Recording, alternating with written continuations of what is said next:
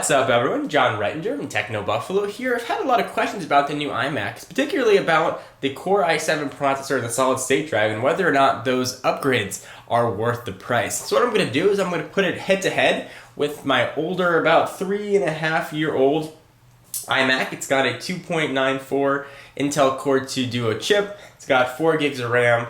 It was pretty loaded back in the day. The new one here's got a Intel Core i7. It's got 8 gigs of RAM, and it's got a relatively new ATI Radeon graphics card. So, sort of to keep things fair, the iMac on the left has a fresh install of OS X on it, and the new iMac on the right is still only about 2 weeks old, so pretty fresh. First, let's go ahead and do a boot up and see if there's any sort of speed difference here. I'm going to go ahead and try and turn both these on at the same time and see if we can tell a difference. Alright, so they are both turned on.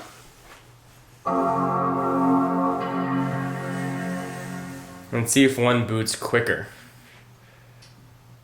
The iMac boots off its solid state drive, not the 2 terabyte spinning drive that it has in there as well. All the operating system and applications come from the hard drive itself. And you can see a difference between the screens. The screen on the iMac on the right, the new one, is much brighter. There it is, already booted up and ready to go.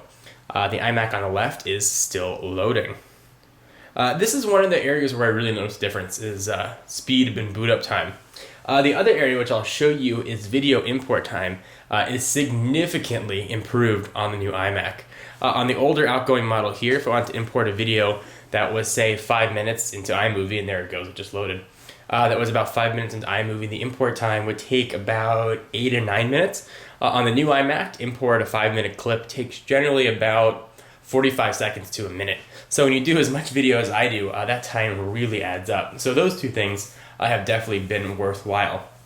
Video export time, the difference is not that much. So exporting a 5-minute edited and rendered clip in 720p would take maybe about 14 to 15 minutes on the outgoing model. On the newer model, that's cut down by about 4 or 5 minutes, and generally would probably take about 7 or 8 minutes to render. So it is definitely quicker. Alright, so we've got both of them up here and loaded. Let's go ahead and see how they do loading some applications.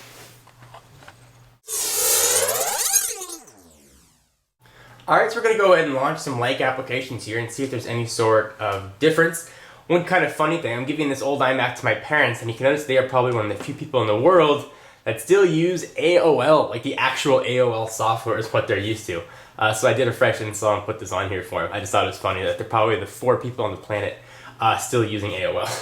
So let's go ahead and open up some popular applications. Let's start with Firefox and do that on each. Get it set right here and both at the same time. We'll go ahead and see if there's a difference loading up the browser. So loaded up certainly much quicker on the newer iMac. Still going here, and now it's done. We'll go ahead and quit that. We'll quit it here too. Let's go ahead and open one of the iLife applications. Let's go ahead and launch something like iMovie. Actually, I did not install iLife on this computer for my parents. Let's go ahead and launch something different.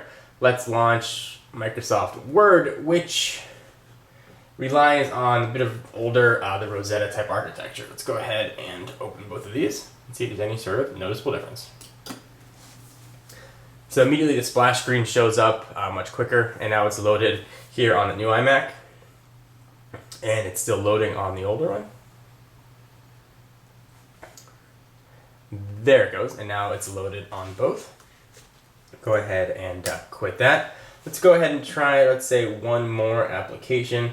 Let's try something simple like, how about the calculator? So actually, you know what, let's try Dashboard and see how quickly or slowly something like Dashboard is going to load. So go ahead and grab it here. It's already right here, and we'll see if this is any difference. So about the same, pretty quick on each. This is a very unscientific test to really show if there's any difference between these two computers. I can tell you, and you sort of see it right here, that everything that happens on the new iMac is just faster. The video rendering times are really what was important to me, importing and exporting. With the amount of video that I do, being able to save 5, 6, 7, 8, sometimes upwards of 10 minutes per video, putting up 2 videos per day is 20 minutes per day, really does add up, certainly over the course of weeks and months. Especially having the space as well. You guys may have heard I've lost a few external hard drives, being able to back up redundantly, and I'll be able to back up on the 2 terabyte drive here, and have it stored on external drive is absolutely fantastic. Also, a lot of people have been asking too about the new iMac, how it works and how it looks with, I'll go ahead and move this right here, and how it looks with the solid state drive and the built-in spinning drive. It really just shows up as two hard drives. There's one SSD, I don't know if you'll be able to see that right there, and that's where all the applications are stored. And there was another one that I named internal, which really came completely blank. It had 2 terabytes of storage on it, and I just been using it for backup purposes. Anyway, guys, hope you enjoyed this comparison between the two iMacs and see the difference. For my folks, I think that the outgoing iMac is going to be fantastic. It's going to be a really fast computer for them. For my needs, and certainly trying to get into the Final Cut type things, I think the new iMac is really going to serve me well, and I'm very excited to keep using it. Anyway, guys, I am John Rettinger from TechnoBuffalo, and I will see you in the next video. Bye-bye.